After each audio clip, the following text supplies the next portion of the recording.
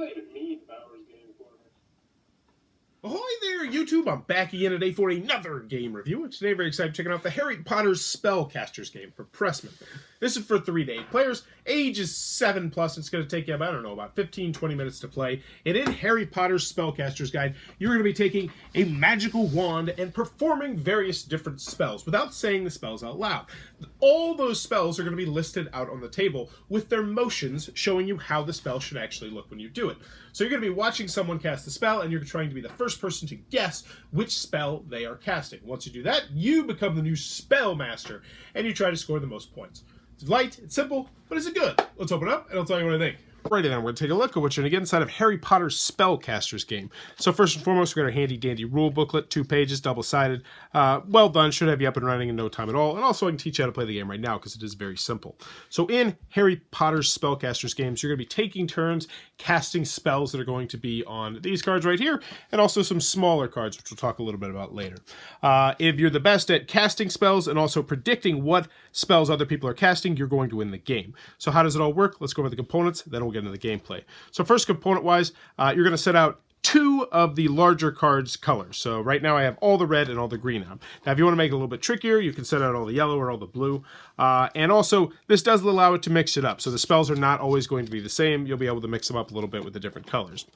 Next, you're going to take all the colors that you decide to use, so in this case red and green, and grab the smaller spell cards right here. And you're going to mix these up. Now, this game is kind of interesting in the aspect that you are going to be constantly switching chairs, and I'll explain how that works a little bit later, but what you're going to need is a Spellcaster seat. So right now, I would have the Spellcaster seat, but I would want all these cards to be flipped around so that everybody else could read them, and that's very important. So if I were actually sitting right here the way I am right now, I would want all the text pointing the other way, but for this example, we're going to keep it right here. And then we're ready to start the game. So how it works is the Spellcaster is going to draw 1 card. It's going to be out here somewhere, and then they're going to try and cast that spell. And you can do this as many times as you want, so if you screw up, you can do it again. But what's going to happen is everyone else around the table is going to try and guess as fast as they can, but you only get 1 guess, so you don't want to screw it up, which of the spells out here that I'm casting. So somebody might say, oh, Immobulus, and then you have to say the spell, obviously. Now you put your finger in the middle. You want to put your fingers close to the middle because if 2 people grab it at the same time and say it at the same time, whoever's closest to the middle gets it. So that person said this, they were wrong, and then I might just keep doing it. And then this person says Nox. And I say, yes, correct, Nox. So I get to keep the card, which is 1 point, because I successfully completed the spell. And I put that in my score pile. And the other person gets to keep this because they predicted it. So they get a point as well. And then that person who got the Nox card and predicted it correctly now switches seats with me and becomes the new Spellcaster.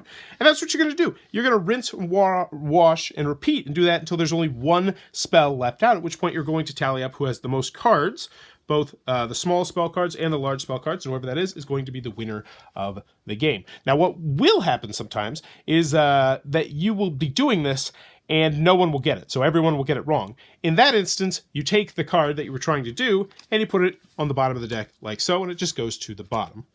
But that in a nutshell is what you're going to do inside of the Harry Potter Spellcasters game. Alrighty then, Harry Potter Spellcasters game. What are my final thoughts? Let's go over the pros, let's go over the cons. First, on the con side, game's not going to be for everybody for a variety of different reasons. It's very light, it's very simple, and it's very repetitive. You're going to do the same thing over and over and over and over again. Now, it is nice that you can mix up the spells, and sometimes you could have spells that have 3 different colors in there, so there's just a lot more to look at. It can make it more difficult, but it's still, at its core, is going to be the same game over and over and over again. Now, that being said, there are some house rules that you can do, and I actually did a couple of different house ruled games in my class, and I'll tell you more about that in the pros, but still on the con side, it is repetitive in that aspect. No real strategy, aside from do the spell as well as you can, and pay attention to the different cards, so that is what it is. Sometimes younger kids will get a little bit frustrated trying to both figure out what other people's spells are doing, but more importantly, doing the spells themselves, because it does require a good deal of the fine motor skills moving around the wand just the way you want it to.